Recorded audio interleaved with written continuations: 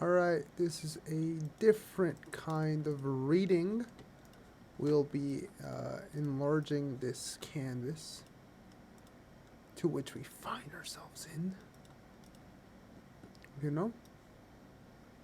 There you go. Center screen. Reading a book. Because my partner, Kai, my baby, the love of my life, requested me to read this. And I do enjoy this book. It is quite fulfilling, it is quite enriching, and a great source of knowledge. So, without further ado, we'll read chapter 1. The introduction is something of a treat that you'll get with the entire book. Mwahaha, gatekeeping. Okay, right here. Is it recording? Hello. Okay, it is recording. Okay. Yes, my baby Kai. I love you. It's feminism. Hood edition, which just means like, I'll give you a background on the author. It's a very confrontational AFAB who does not like the idea of waiting for liberation, waiting in line, of being civilized, civility. It's basically an anti-white feminism, or yeah, I guess that is, it's reductionist, but I think that's pretty good. I think it's a pretty good way of phrasing it, but yes. As debates over last names, body hair, and the best way to be a CEO have taken center stage in the discourse surrounding modern feminism, it is not difficult to see why some would be questioning the legitimacy of a women's movement that serves only the narrow interest of middle and upper class white women. While the problems facing marginalized women have only increased in intensity, somehow food insecurity, education, and health care beyond the most basic of reproductive needs are rarely touted as feminist issues. It is past to make the conversation a nuanced, inclusive, and intersectional one that reflects the concerns of all women, not just a privileged few. In 2013, when I stated solidarity is for white women, it was a hashtag, for which I meant the mainstream feminism calls for solidarity centered on not only the concerns by the comfort of white middle class women at the expense of other women. Many white feminists claim it.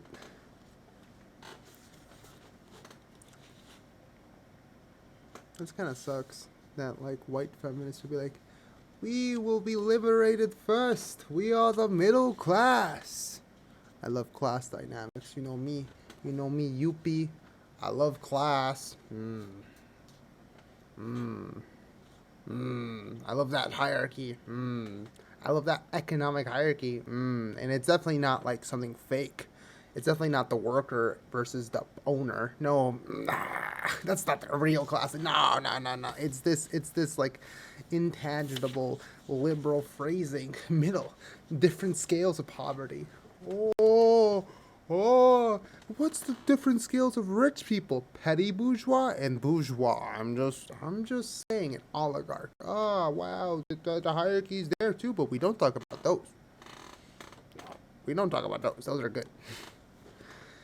Was diverse and called infighting instead of recognizing that the problem was real and could not solve itself. They argued that the way to fix feminism wasn't by airing its proverbial dirty laundry in public, yet since its inception, mainstream feminism has been insisting that some women have to wait longer for equality than that once one group, usually white women, achieves equality, then that opens the way for all other women. But when it comes right down to it, mainstream white feminism often fails to show up for women of color, while white feminism can lean in, can prioritize CEO level at work. It fails to show up when black women are not being hired because of their names or fired for hairstyles. It's silent when schools discriminate against girls of color, whether it is the centering of white women, even when women of color are more likely to be at risk, or the complete erasure of issues most likely to impact those who are not white. White feminism tends to forget that a movement that claims to be for all women has to engage with the obstacles women who are not white face. The incongruencies, the inconsistencies of white feminism. The word white takes place in front of feminism. Oh, it is not intersectional. Oh, what? Nah. No. Trans women are often derided or erased, while prominent feminist voices parrot the words of conservative bigots, framing womanhood as biological essentialism, and determined at birth instead of as a fluid and often arbitrary social construct. Trans women of color, who are amongst the most likely targets of violence, see statistics that reflect their reality co-opted to bolster the idea that all women are facing the same level of danger, yet support from mainstream white feminists for the issues that directly impact trans women has been at best minimal and often non-existent. For things as basic as access to public bathrooms, to job protection, there are draft of mainstream white feminist voices speaking out against trans exclusionary policies and laws. A one-size-fits-all approach to feminism is damaging, reductionary, because it alienates the very people it is supposed to serve without ever managing to support them. For women of color, the expectation that we prioritize gender over race, that we treat patriarchy as something that gives all men the same power, leaves many of us feeling isolated.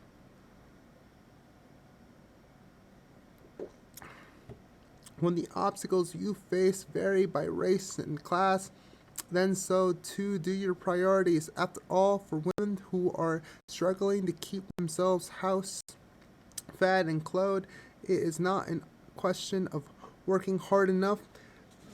They are leaning in, but not in search of equal pay or having it all. Their quest for equal pay starts with equal access to education and opportunity.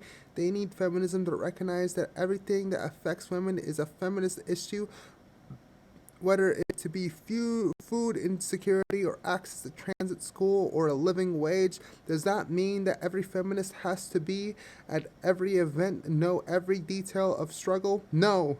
It does, however, mean that the language surrounding whatever issue feminists choose to focus on should reflect an understanding of how the issues impact various for women in different socioeconomic positions. The conversation around work, for instance, should recognize that women, for many people, needing to work to survive is a fact of life.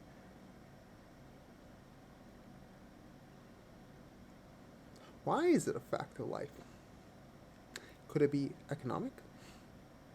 Could it be the entire system? No. For many of us. I mean, all of us. Sorry. Leftist versus liberalism. Sorry.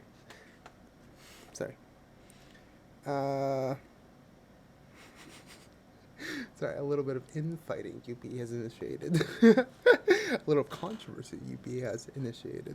Where was I? Having it all for equal pay affects women, feminism, food insecurity, access to transit, or a living wage. Does that mean that every feminist has to be every event, know every detail of every struggle? No. It, however, means that the language surrounding what issues feminists choose to focus on should reflect understanding of how the issues impact various for women in different socioeconomic positions. It was inclusionary, but you just wanted to be sassy, okays? The conversation around work, for instance, should recognize that for many people, needing to work to survive is a fact of life. We can't let respectability politics. Yeah, it was inclusionary. I'm sorry for being an angry leftist, as it was sayings. It was acknowledging the proletariat, I sorries. But it was not. It should be a purely economics book. Anytime the proletariat is mentioned, it should be a 4-chapter acknowledgement, a salute, a putting down of the baton, saluting, marches, parades. That's what it should be. Because we run society. The working class. Anyways, I'm going to pause it, save. We're back. The conversation around work, for instance, should recognize that for many people, needing the work to survive is a fact of life. We cannot let respectability politics, that is an attempt by marginalized groups to internally police members so that they fall in line with the dominant culture norms.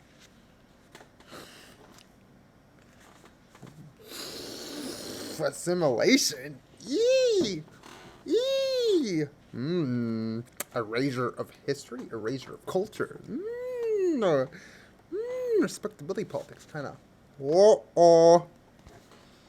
Create an idea that only some women are worthy of respect or protection. Respectability narratives, of course, discourage us from addressing the needs of sex workers, incarcerated women, or anyone else who had to face hard life choices. No woman has to be respectable to be valuable.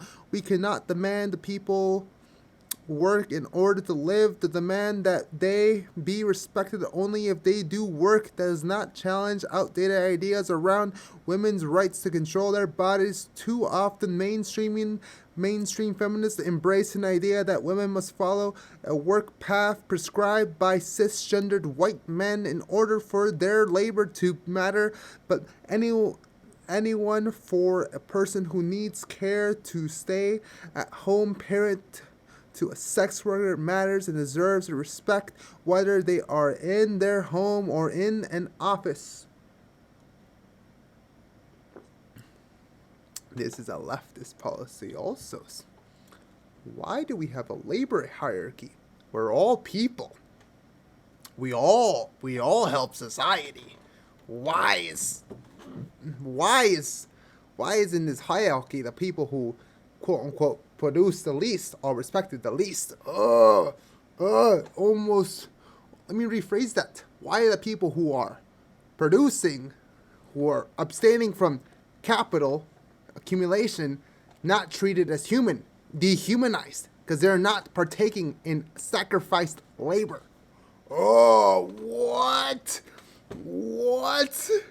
What sort of gender is the most oppressed by men?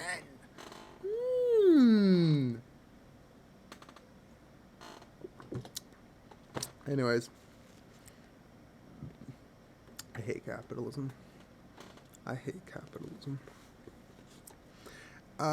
This tendency to consume that all women are experiencing the same struggle has led us to place where reproductive health imaginary centers on cisgendered able-bodied women to the exclusion of those who are trans, intersex, or otherwise inhabiting bodies that do not fit the narrow idea that genitalia dictates gender.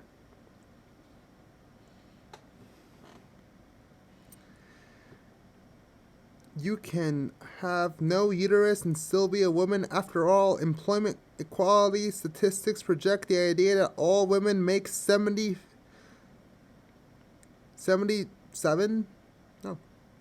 cents to a man's dollar, when the reality is white women make that much and women of color make less than the white women. Affirmative actions complaints, including those filled by white women, hinge on the idea that people of color are getting the most benefit, when in reality is that the white woman is the benefit that the most from affirmative action policies. The sad reality is while white women are an oppressed group, they wield more power than other group of women, including the power to oppress both men and women of color. The myth of a strong black woman has made it so that white women call themselves that it is okay to expect us to wait to be equal with them because they need it more. The fact that black women are spontaneously tougher than white women means that we are built to face abuse and ignorance, and that our need for care or concern is less pressing. People of color are dehumanized. What? In general, white women are taught to think of whiteness as default of race as something to ignore. What? Race? Oh, me white. Oh, they not white. They different. Oh, they must have more magic powers of money, or more magic powers of strength, or more magic powers of farming, or more. It's like literally like class-based thinking. It's like, oh, like video game class. That's like how I would define race and how idiotic it is. It's like you are intentionally dehumanizing. It's like, oh, I am the human race, and that is the elf race, and that is the troll race. That is racism in like the most simplified form. I'll give it to you. Okay. No, we are all people. These sort of specialities are cultural, maybe, maybe, not an inherent genetic component of people. Oh, sorry. In general, white women are taught to think of whiteness to be the default of race as something to ignore. Their failure to appreciate the way that race and other marginalized can impact someone is often borne out in popular media. Consider the happenstance misstep of Lena Dunham HBO show Girls, who featured an all-white cast of 20-something women and men living in Brooklyn, New York, being heralded as a show for all young women despite its complete exclusion of women of color. Or more recently, Dunham and Amy Schumer's cringe, including conversation of whether Odell Beckham Jr. was in the wrong for not expressing any interest, sexual or otherwise, in Dunham while they were seated at the same table at the Met Gala. Somehow the fact that Beckham was absorbed in this foam meant that he was passing judgment on Dunham's attractiveness, and not that his mind was simply elsewhere. Despite the fact that he never said a negative word, he was dragged into their personal narrative, in part because of the unspoken assumption that he owned a white woman who wanted in his attention. Now, I do not expect Dunham or Schumer or feminists like them to listen to black women or other WOCs, women of color. It's not an innate skill for white women, and for white feminists who are used to shutting out the voices of men, it can be especially difficult to hear that they have the power to oppress a man, but that does not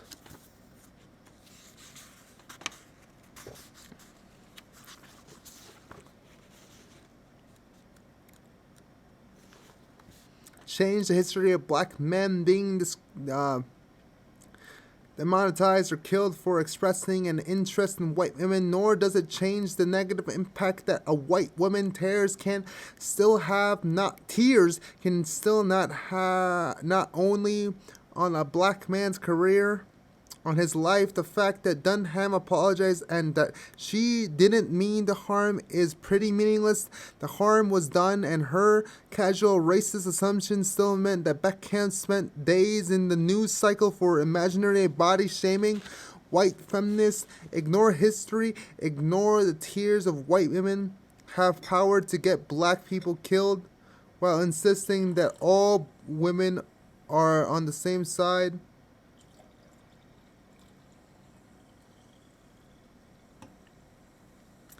It does not solve anything. Look at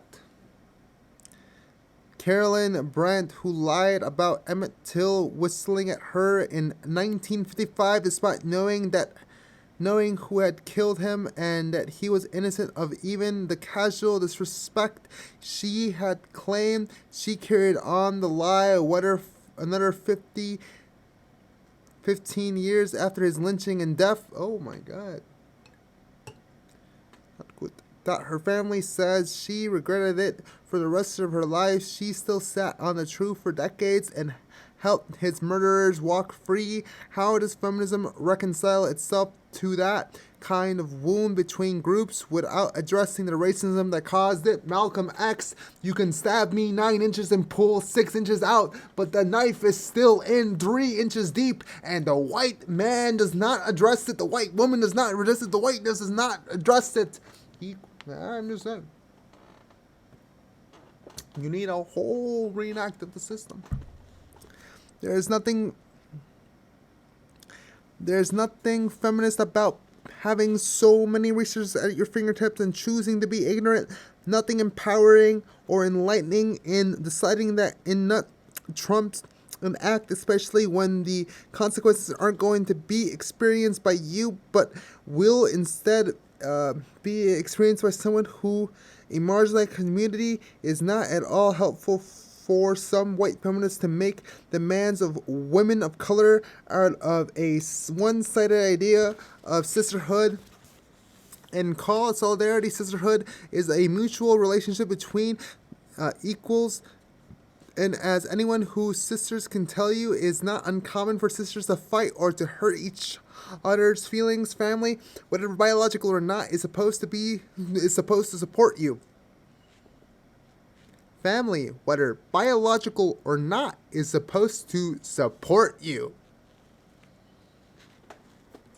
Family, biological or not, is supposed to support you. Anyways, but does not mean that no one can ever tell you that you're wrong or that any form of critique is an attack. And yes, sometimes the words involved are harsh, but as adults, as people who are doing hard work, you cannot expect your feelings to be the center of someone else's struggle. In fact, the most realistic approach to solidarity is that one that assumes that sometimes it simply isn't your turn to be the focus of conversation. When feminist rhetoric is rooted in bias like racism, ableism, trans misogyny, anti-Semitic, and Islamophobia. Islamophobia! Slay! It automatically works against marginalized women and against any conception of solidarity. Is not known that other women with different experience exist. You must also understand that they have their own feminism formed by that experience, whether it is an arrangement that women who hear the hijab must wear the hijab must be saved from it, or that's just a cultural thing. The hijab could just be a devotion to God. Oh no. Oh, the nun is covering her body. Oh, we must save the nun. Anyways, not throwing shade. Or reproductive justice. By the way, the author did put "save" in quotations. Or reproductive justice arguments that paint having a disabled baby as the worst possible. What the fuck? Paint having a disabled baby as the worst possible outcome. The reality is that feminism can be marginalized if a liberation movement's own representatives are engaging with each other oppressive. Then what progress can the movement make without fixing the internal problems? Feminism cannot be pitying women who didn't have access to the right schools or same opportunities, or making them projects to be studied, or requiring them to be more respectable in order for them to be full participants in the movement. Article 1, Section 2, Malcolm X quote, 5/8, just saying. Respectability, civilized, oh, they're closer to. It's racism, my guys. It's racism. Right, I was just checking if the recording was, enough storage.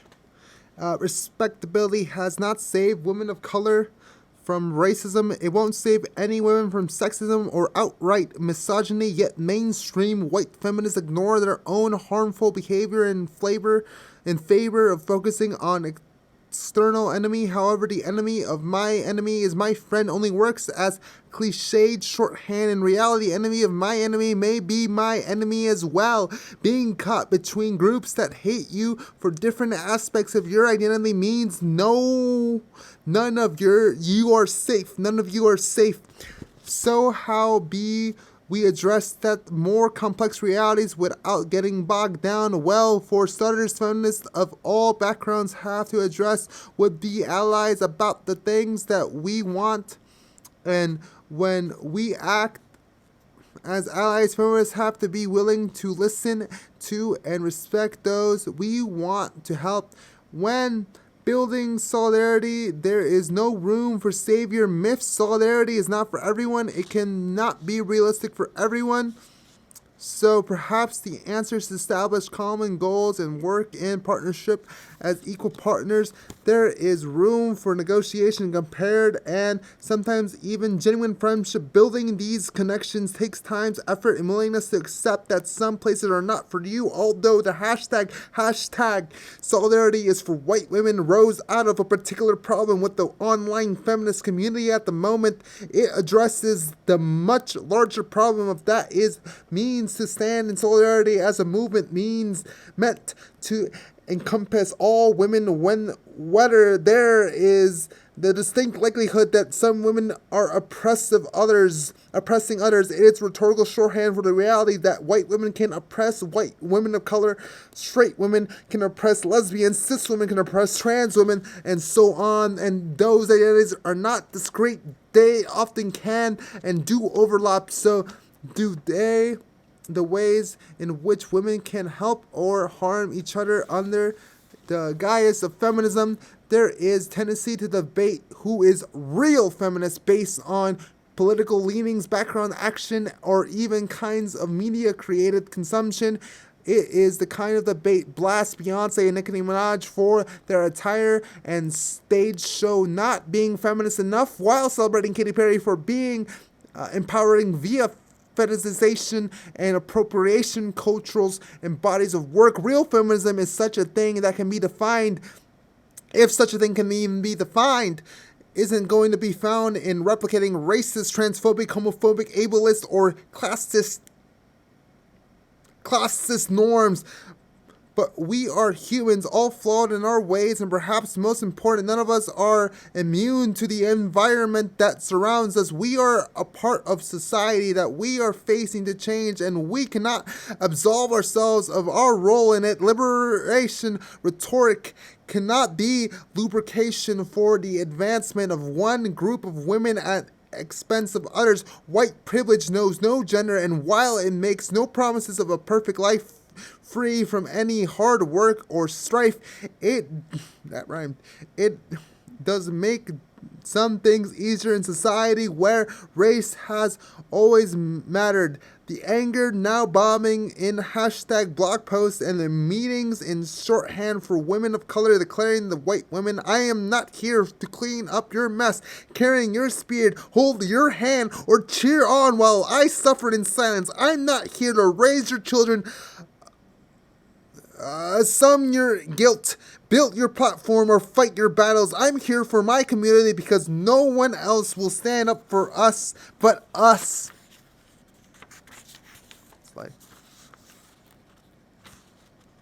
fuck. And if white women's response to that is not as it been more whining about, we're not making activism easier for them. We do not care. We're not going to care. We can't afford to be because while patriotic, acratic, articulate, well, launched a speech on equal pay. It was a name. It was a name. Patrika Artrick was being launched for a speech on equal pay she deserved on 2015 Academia Award. One was called All the Gay People and People of Color Were All Fought For to fight for us now. Untold numbers of women of color were and still fighting to get paid at all. That demand for solidarity beyond being utterly tone deaf was more of the same one-way expectation. It's not silencing or bullying or toxic to refuse to make anyone else's comfort more important than our lives or the lives of our children. We're not here to be mammy or whatever convenient archetypes movies like The Help often reinforce. We're not supporting characters in feminism. We cannot afford to wait for equality to trickle down. Wow. They even got trickle down fucking rights, trickle down feminism. Guys, trickle down anything doesn't work. Wow.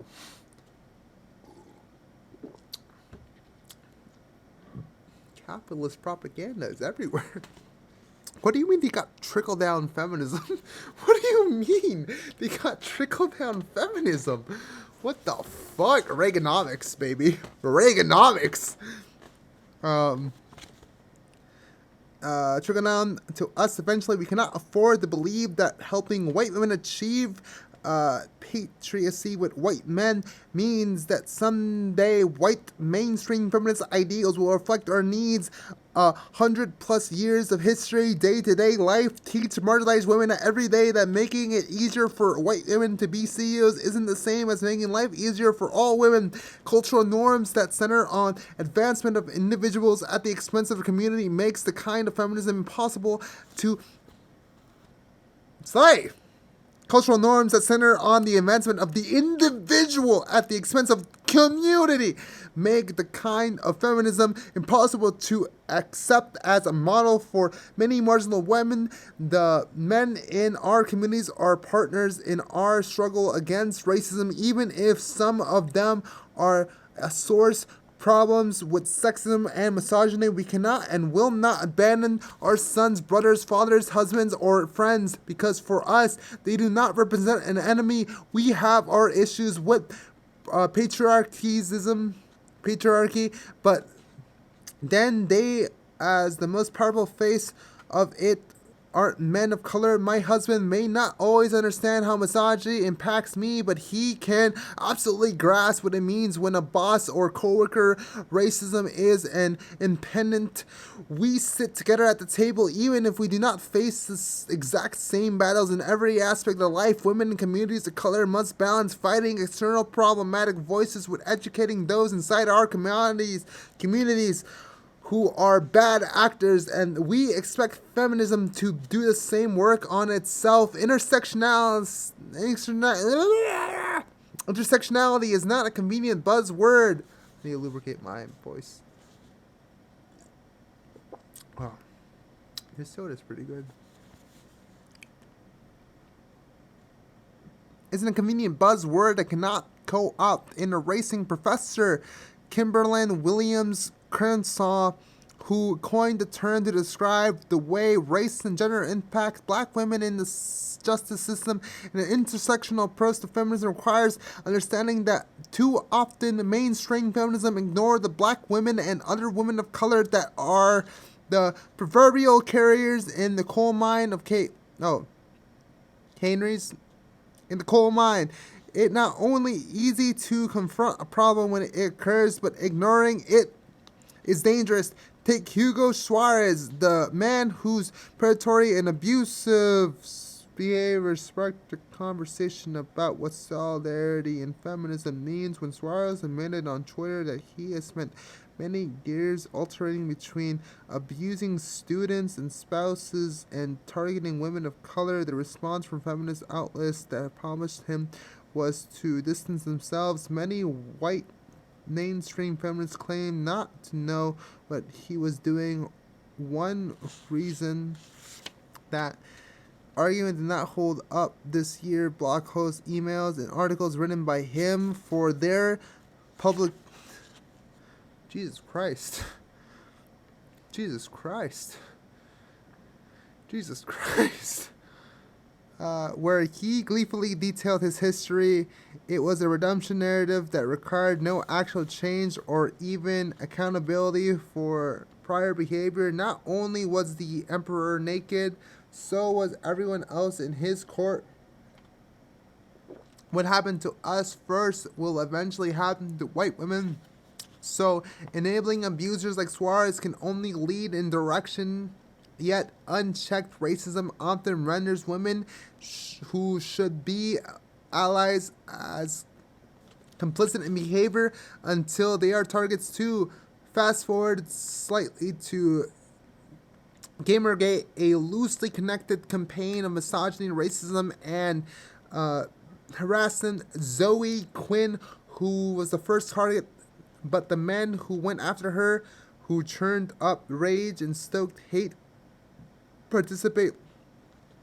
For those of you, if anyone else is listening under my love of the life, Asmongold, that is what Gamergate basically is, but like as a person and not as or destiny.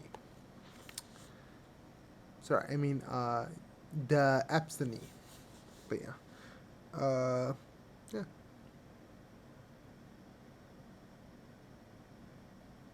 Anyways,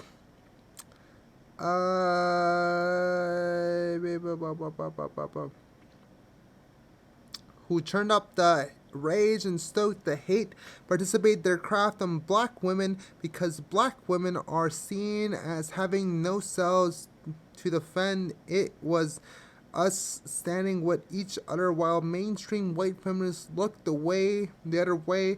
By the time the threats were aimed at big name white feminists like Sandy Doyle's Jessica Valiant and Amanda Maricott, the question should have been, how did this happen? It should have been, why didn't we do more to stop it sooner? Many white feminist pundits were shocked in 2016 when Trump was elected. Trump got reelected. GGRE. And it, 2025 is this year, and it is July. Clear despite his abominable record on women issues, race, class, and gender education, the majority of white women voters, some 53%, voted for a man who promised to mistreat them. Okay, but like, okay, I'm just gonna say this. This is my own opinion. I feel like white people, and I mean white as a social class, like it when the government oppresses brown people because it feels like they're doing something. Because I don't think they're anywhere near connected to class issues of their rent, their mortgage, their food, their grocery costs, their ability to have free time, their work, their vacation days, their work hours, their 40 hours monotonous work, 8 hours slaves sacrificing themselves. I'm pretty sure these people are unaware that that makes them unhappy because they cannot imagine a system past that. They cannot imagine a system where the government provides anything. They are complicit in the fact that rich people do not work, complicit in the fact that the government does not work. They have the full summer off. They work half days. You know? The government wants less government. You know why? Because they want to work less while we work more. Who provides the power right now? Us. That's why they're focusing on policing. You know why? To police us. So we keep working. Does this not sound like a slave and master situation? Oh, no, but it has extra steps. So it is what we call neoliberal slavery. Sorry. I do not write philosophy. I do not write. So do not quote that. That is me speaking offhand. Okay? Unquotable.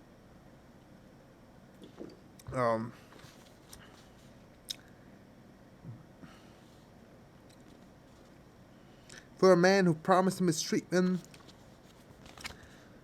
one who made jokes about grabbing their pussies because he was certain his fame would sway them into accepting his atrocious behavior. Trump wasn't.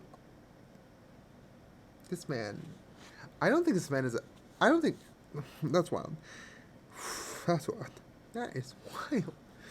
Trump wasn't. That is wild. That is wild as a move. Trump wasn't offering a bright, shining future for equality for all. In fact, most of his campaign promise centered on the idea that the real problem is immigration. Immigration. You mean deportation? He promised a future with lower competitive competition levels where white women who live in fear of mythical black or Muslim man could feel their fears were justified and the racism justified. Instead of appealing to women on the basis of equality, he appealed to them on the basis of fear. And for many white feminists, they were shocked to discover that the solidarity they had never offered wasn't available to them either. The shock that 50% of white women voted for Trump was sadly hilarious. I agree. It turned out that even amongst white women, solidarity was only for some of them. For women of color, especially black women, it wasn't a surprise. It's the same racism we had always seen masked as feminism playing out in real time. Feminism can ignore police brutality killing women of color. Feminism that can ignore police brutality killing women of color. That is an inconsistency, an incongruency. If you do not want liberation of all, you do not want liberation at all. If you want liberation of yourself, but not of all, you are not trying to liberate anyone. You are trying to respect the policies, respect the policing, respect the laws. For you yourself, the individual, to be saved. Who you deem to be civilized or justified in protection is who you are. The protected class is something that you should disrupt and you should ignore if you want true liberation of peoples. Sorry. For women especially, ignore brutality killing women of color that can ignore the steady disenfranchisement and abuse in local and national political of some women based on race and religion wasn't about equality or equity for all women. It was about manufacturing white women at the expense of all others. There was a sense that when targets of oppression were white, it was fine to vote based on economic disaster and not on solidarity with other women. Only it turned out that policies that followed have so far served increasing the distress, disadvantaging everyone who isn't a rich white male. Almost like we're in a capitalist framework of society. It's going to keep serving the white rich male because the white rich male owns property and it's protected under the Constitution, protected under civil law, protected under domestic law, protected under state law, protected until county law. It is the most protected class. What class, Yuki? The capital class, or what I would like to call the bourgeois. That is the most protected class in society, and it is the minority. You know why it's the minority? Because it is the aristocrat class, the class of lords. The class of lords, kings, subservient to the main. I don't know who the main is, but it's probably the bourgeois and not the petty bourgeois. Anyways, let's go back to the reading that is feminism. I actually do like feminism. Or intersectional feminism is my favorite.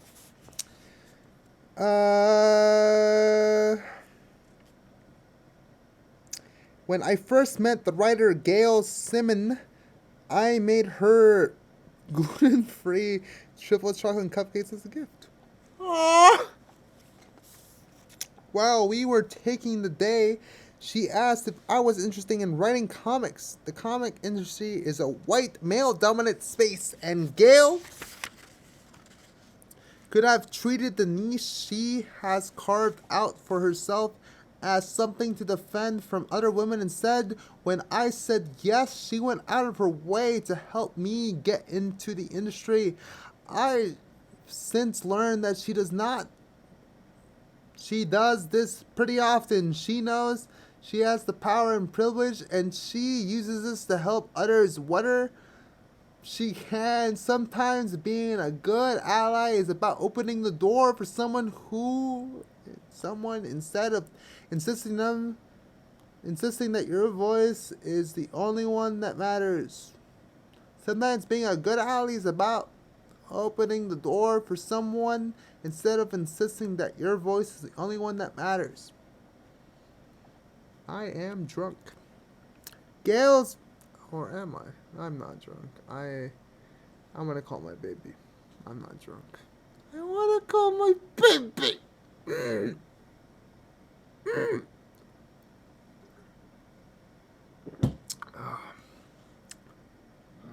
Gail's a writer and editor. She pushes back against a misogynistic trope of killing women in comics to further the stories of male heroes. She started as a hairdresser and probably fails to meet someone's definition of respectable every day.